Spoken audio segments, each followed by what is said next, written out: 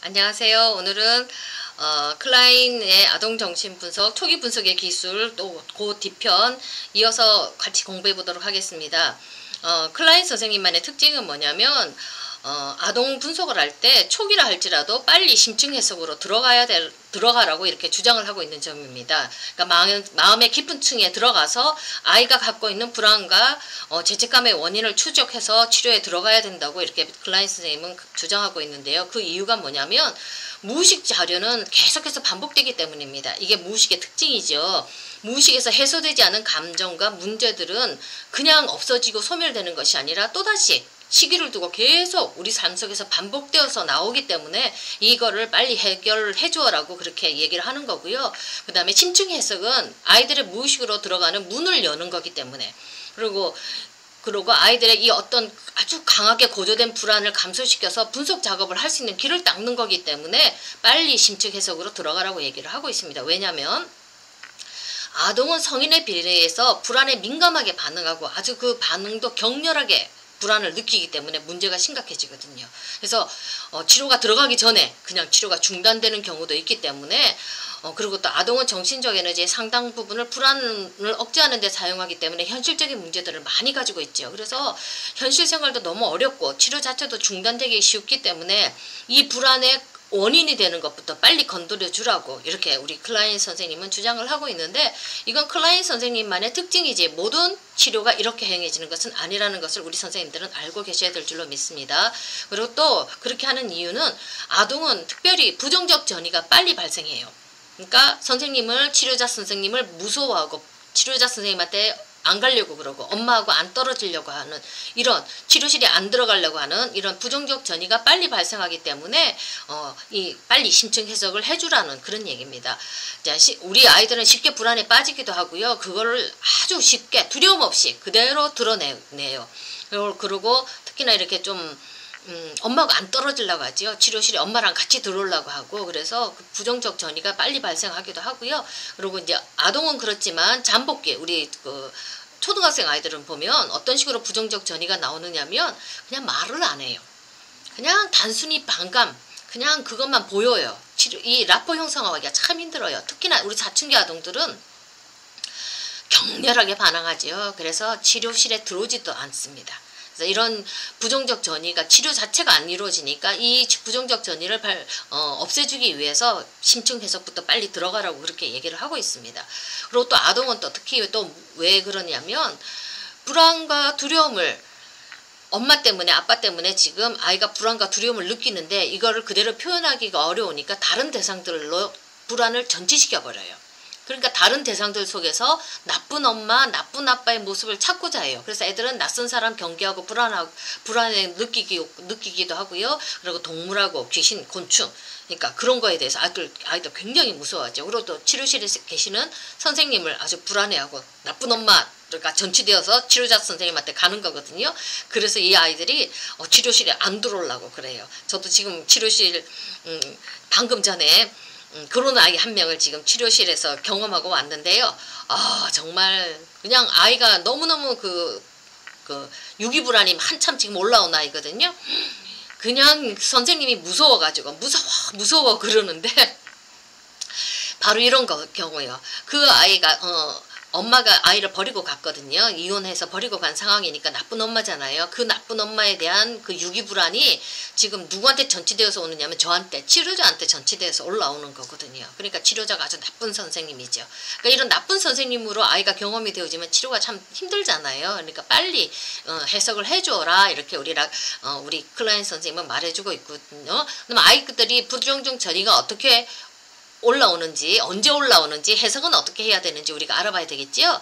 이제 해석은 분석가가 부정적 전이가 이렇게 좀 감지되자마자 빨리 해주라는 거예요. 네가 이렇게 불안해하는 거는 네가 이렇게 선생님을 나쁘게 보는 거는 너를 버리고 간 엄마 그 엄마에 대한 불안이 이렇게 올라온 거구나 이렇게 해석해주면서 그러니까 전이를 분석가 자신하고 너 이렇게 불안한 거는 선생님이 아주 너를 나쁘게 할 것 같아서, 선생님이 너를 버릴 것 같아서 그런 나쁜 선생님으로 네가 보여줘서 나 이렇게 불안해 하는구나, 내가 아주 무섭구나, 이렇게 그 부정적 전이를 분석과하고 연결시켜주고요. 네가 이렇게 선생님을 나쁘게 보는 거는 너네 엄마가 너를 버리고 간 것처럼 나도 너를 버릴 것 같아서 그러는구나, 이렇게 그 불안이, 전이로 올라온 불안이 원래 대상 엄마하고 이렇게 연결시켜서 이 아이의 불안이, 너는 그래서 유기불안이 올라와서 너가 이렇게 많이 불안하고 무섭구나, 이렇게 해석을 해주는 거거든요.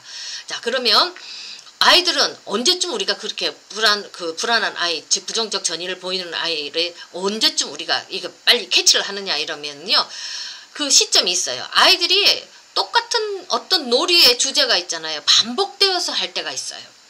인형이 높은 2층에서 아래층으로 떨어진다든지, 자동차가 박치기를 한다든지, 공룡이 아이를 잡아먹고 공룡이 작은 귀여운 인형을 잡아먹는 그런 놀이가, 반복된 놀이가 계속해서 올라와요. 어떤 놀이가, 어떤 주제가 반복돼서 올라올 때, 그리고 또 그 놀이가 아주 강렬해질 때, 차와 차가 부딪히는 것이 굉장히 강렬해요. 그런 것들이 놀이 강도라든지 반복을 보면서 이제 이 놀이에 대해서 해석해 들어가야 되겠구나 하고 우리가 감을 잡을 수가 있는 겁니다.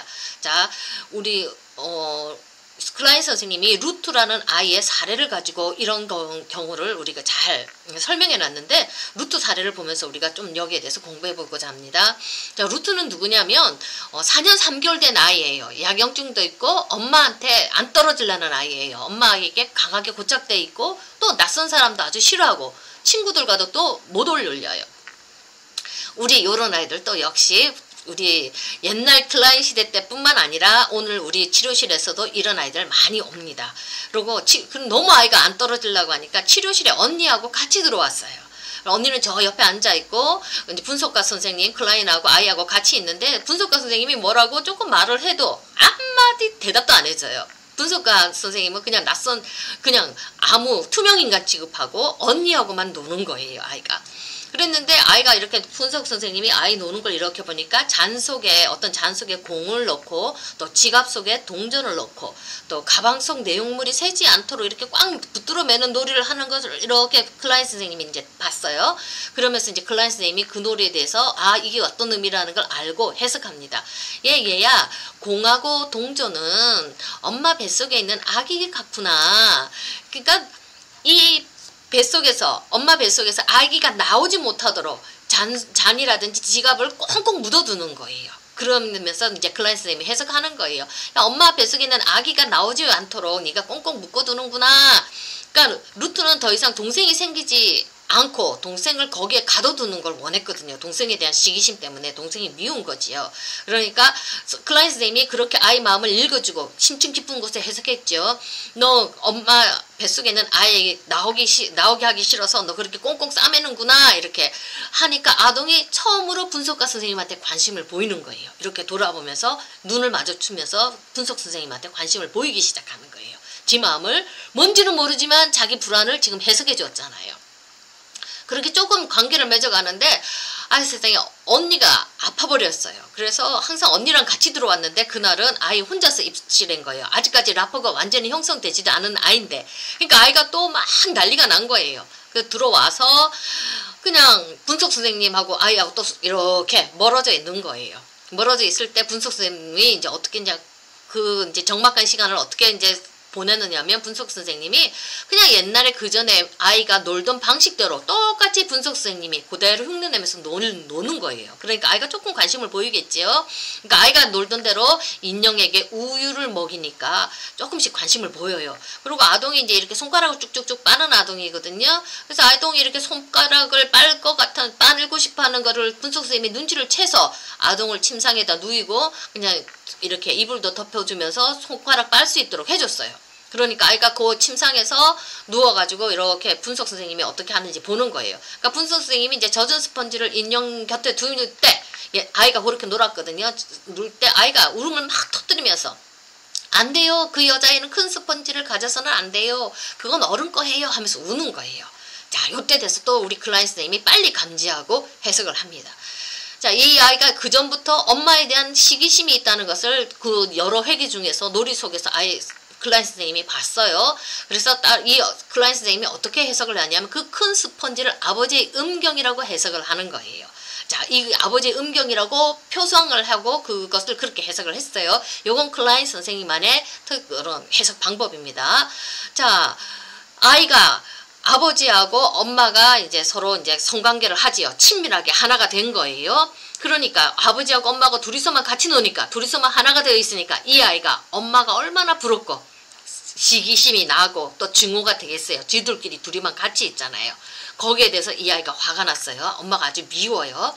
엄마를 죽이고 싶은 마음이 들어왔어요. 거기다 또 어머니 뱃속에서 나온 아기들을 훔치고 어머니를 죽이고 싶어하는 그 마음을 클라인 선생님이 이렇게 해석을 해준 거예요. 그러니까 엄마 뱃속에 있는 아이도 죽이고 싶고 엄마랑 아버지랑 둘이 같이 짝짝이 하고 있으니까 너무 사이좋게 지내는 엄마에 대해서 시기심도 나고 질투심도 나서 그 엄마를 또 죽이고 싶은 거예요. 그러니까 여러 가지 아이의 분노와 증오심의 감정은 올라왔는데 얼마나 무섭겠어요. 엄마를 죽이는 거니까. 그 환상이 올라오니까. 그러니까 아이한테서 죄책감도 나타나고 그 다음에 엄마를 죽이고 싶은 그 마음을 가졌으니까 아이가 엄마한테서 버림받을 거라는 불안도 올라오는 거예요. 자, 여기서 아이의 죄책감이 어디서 오는지 불안이 어디서 오는지 우리 클라인 선생님이 정확하게 읽었어요. 그러니까 아이가 엄마한테 버림받을 것 같으니까 엄마한테서 못 떨어지죠. 엄마한테 꽉 붙들려 있는 거예요. 자, 그리고 또 잠들 때 항상 이 아이는 엄마하고 이렇게 저녁 잘 때 작별 인사를 하는데 이게 그냥 이런 아이들한테는 그냥 작별이 아니에요. 잠든다는 것은 아이의 불안이 확 올라오거든요. 그때는 엄마가 없는 세상으로 아이가 혼자만 들어가잖아요. 그러니까 아이는 꿈속에서 내가 그렇게 엄마를 나쁜 엄마로 봤기 때문에 꿈속에서 이게 환상들이 막 나타나거든요. 귀신들 같은 것들로. 그러니까 나쁜 엄마가 나타나서 나를 해칠 것 같은 그 불안. 그리고 또 이렇게 엄마하고 나하고 빠이빠이 잘자 이렇게 하면 영원히 엄마를 잃어버릴 것 같고 엄마에게 버림받을 것 같고 다시는 엄마를 못 볼 것 같은 이 두려움이 쑥 올라오는 거예요. 그러니까 밤에 잘 때는 꿈속에서 아이가 나쁜 엄마가 자기를 공격할 것 같은 귀신이 나타날 것 같은 불안도 오고요. 그 다음에 영원히 엄마하고 헤어져서 이 엄마하고 만나지 못할 거 엄마가 나를 버릴 것 같은 불안이 막 자극이 돼요. 그러니까 애들이 잠도 못 자잖아요. 얘 야경증이 있었거든요. 자다가 발딱발딱 깨고 놀랜단 말이에요. 우리 아이들 이렇게 분리불안이 심한 아이들은 잠으로 깊이 못 들어갑니다. 자, 이 클라인 시대 때도 이 아이들이 똑같은 정신적인 문제를 가지고 있었어요. 그러니까 아이가 엄마가 나를 버리고 갈 것 같으니까 아이가 엄마한테서 못 떠나지요. 엄마를 계속 붙들고 있고 엄마한테서 홀로 이렇게 혼자 있는 것을 아이가 견디지를 못하지요. 그러니까 아이가 엄마한테 붙들려 있고 다른 친구들한테 놀지도 못하는 거예요. 그러니까 이런 것들이 아이들도 특히나 이 아이는 어떻게 했냐면 처벌하는 나쁜 엄마에 대한 그 모든 공포심을 누구한테 지금 전이를 시켰냐면 분석가 선생님한테 전이를 시켜가지고 분석가 선생님이 나를 처벌할 것 같은 불안과 공포가 있으니까 아이가 치료실에서 놀지도 못하고 경직된 채로 그냥 같이 있었던 거예요. 자, 여기서 보면 그래서 이 아이들을 치료하기 위해서는 먼저 빨리 그 아이의 무의식 환상 속에서 있는 그런 죄책감과 불안 어디서 오는지 빨리 그거를 알아서 그거를 해석해 주어야지만이 본격적인 아이의 치료가 되어진다고 우리 클라인 선생님이 말을 했던 거거든요. 자, 여기서 우리 루트라는 사례를 통해서 우리 클라인 선생님이 아이들을 치료할 때 어떻게 하는지 무의식 속에 있는 깊은 불안과 죄책감을 읽어내서 그거를 해석해 줌으로써 아이를 정상적인 생활을 할 수 있도록 치료해 준다는 것을 우리가 루트 사례를 통해서 우리가 알아봤습니다. 자, 오늘은 여기까지 하고요. 다음 주에는 또 다른 걸로 우리가 또 공부하도록 하겠습니다. 감사합니다.